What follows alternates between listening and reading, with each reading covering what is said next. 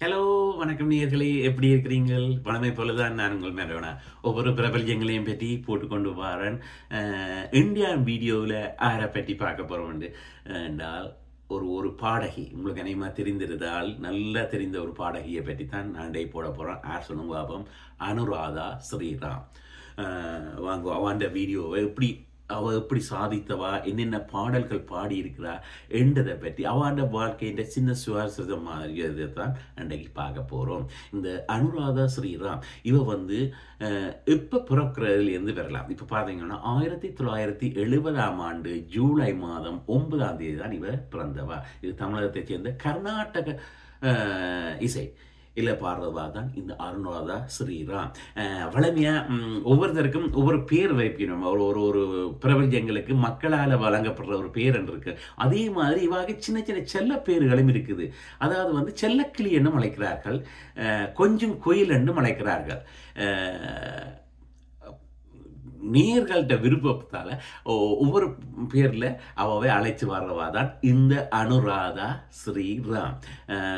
இவர் சின்ன வயதில், அதாவது தனது 6 வயதிலேயே இசையை தொடங்கிவிட்டா படிக்கிறதுல ஆர்வமுடையவாள் தான் இந்த அனுராதா ஸ்ரீராம். ஏனென்றால் தாய் ஒரு பின்னணி பாடகி. தகப்பன் பேர் சுந்தரம், தாயின் பேர் ரேணுகா தேவி.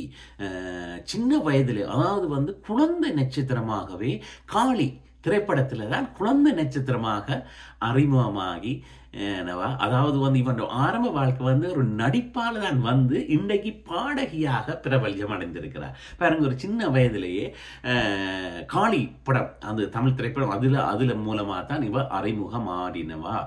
எனக்கு 12 வயது இருக்கேக்கே இந்தியா, அநேகமான இந்தியாக்கள் மேடைகள், கச்சேரிகள், அமெரிக்காவில் கூட அவ மேடேறி செய்தவா. 12 வயதாயிருக்கேக்கியே பாடல்களை பாடி மேடை கச்சேரிகளில் பங்கேற்றி வந்தவா இந்த அனுராதா ஸ்ரீராம். பாருங்க, அவ பாடகியாக தான் நாங்கள் இன்றைக்கு பார்க்குறோம். ஆனால் அவ 6 வயதா இருக்கேக்கியே தனது பாடல்களை பாட வலிக்கிட்டா குழந்தை நட்சத்திரமாக நடித்தும் விட்டா. ஆனால் பெரிய படங்கள் என்று நடிக்கிற குறைவா, அவ பாட்டால தான் எல்லாருக்கும் தெரிந்தது. அதாவது இவ படித்தது நியூயார்க்கில்.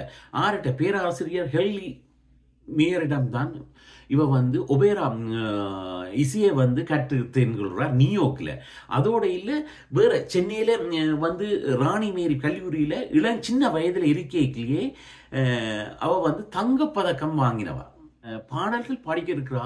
ஆனா எப்ப தமிழ் சினிமாவில் பாடகியாக அறிமுகண்டா பார்த்தீங்களா, பாம்பே படம். அதுல 1995 ஏஆர் ரஹ்மான்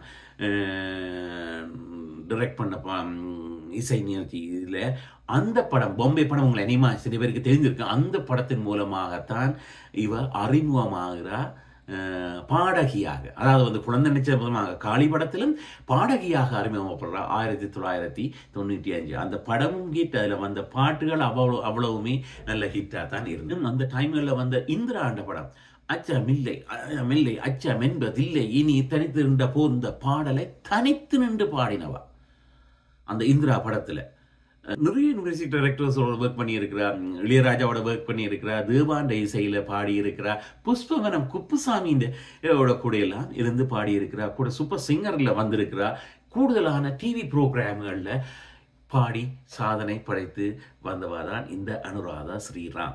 வாங்கி இருக்கிறார். அதுல பாப்போம், ஓரளவுக்கு குறிப்பிட்ட மாதிரி பார்த்த பாட்டதை அந்த ஜெமினி படத்துல அதுல விருது பண்ணி இருக்கிறார். 2004 ஆண்டு தமிழ்நாட்டு அரசால விருது பண்ணி இருக்கிறார். 1996 ஆண்டு ஜெயலலிதா திரைப்பட விருது 96 ஆண்டு வாங்கி இருக்கிறார். அஜந்தா விருது 96 ஆண்டு வேண்டி இருக்கிறார். வீடியோக்கன் திரைப்பட விருது 1998 வாங்கி இருக்கிறார். மாநில அரசு விருது 99 ஆண்டு வாங்கி இருக்கிறார்.